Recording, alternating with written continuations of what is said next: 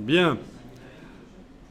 Alors, on va modifier la police de caractère et la taille et peut-être la couleur aussi, pourquoi pas. Bon, différentes choses. Alors, on pourrait sélectionner la totalité du bloc là et aller modifier dans la palette de caractères. Oui, parce que là, il ne suffit pas de cliquer n'importe où. Ça, c'est quand on modifie le paragraphe qu'on peut cliquer n'importe où pour indiquer qu'on travaille dans ce paragraphe et aller dans la palette de paragraphe modifier les choses.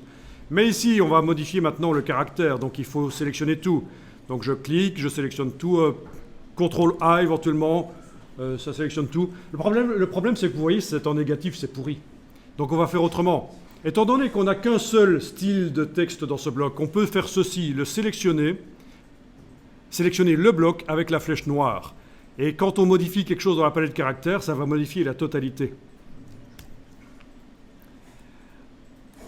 Alors, qu'est-ce qu'on va faire? Eh bien, on va peut-être aller choisir une autre police. Voyons un peu. Si vous avez du Baskerville? Ou alors on pourrait prendre une police bâton, éventuellement. Ouais, prenons de l'Helvetica, la police basique que personne n'aime. Helvetica, vous devez avoir quand même.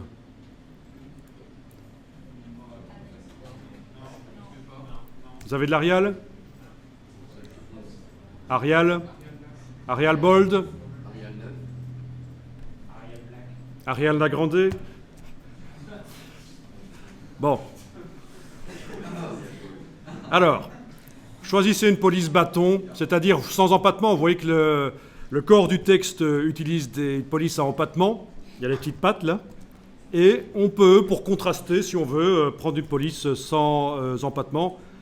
Les puristes diront qu'on peut faire ça, mélanger dans un même document des polices bâtons et des polices à empattement, donc des polices sérif et sans sérif pour utiliser les termes typographiques exacts.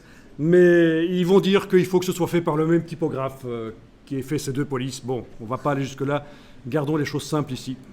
Alors, si vous voulez, vous pouvez aller dans la palette paragraphe, dire que vous allez centrer le texte. En général, attention, les titres, on ne les centre pas. C'est pourri. Si vous centrez les titres, c'est pourri. Vous voyez que les titres ici, on ne les a pas centrés. Ils sont en alignement à gauche.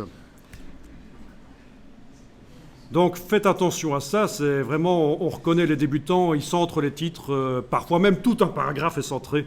Ici, vu que c'est un extrait, on peut peut-être dire que ça peut être acceptable, mais de toute façon, on est en train de tester, et il n'est pas dit que ça va rester comme ça.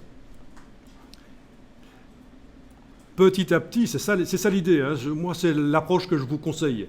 Quand vous faites un document, faites-le entièrement en mettant des styles de titres, de sous-titres, de corps du texte, etc. Et puis, quand vous avez fait tout le document, vous êtes cool. Déjà, vous savez que vous avez un document que vous allez pouvoir rendre au client ou à l'institution qui demande le document.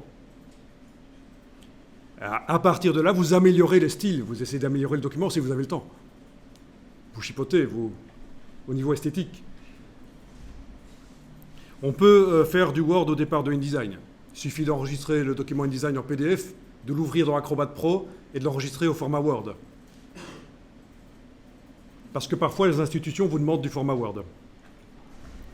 Ok, alors on va bientôt terminer. On va ici centrer le texte dans son bloc. Vous allez dire, mais on l'a déjà centré. Mais oui, horizontalement, mais maintenant je veux le centrer verticalement. Donc vous allez dans le menu Objet et vous allez demander Option de bloc de texte, donc menu Object dans la version anglaise, Text Frame Options, donc c'est CTRL B, le raccourci. Commande B sur le Mac, CTRL B sur le PC. Et ici, vous allez pouvoir dire, tiens, on va centrer verticalement le texte. Avec la case aperçue, vous allez voir directement ce que ça donne derrière. Voilà. OK. Bien.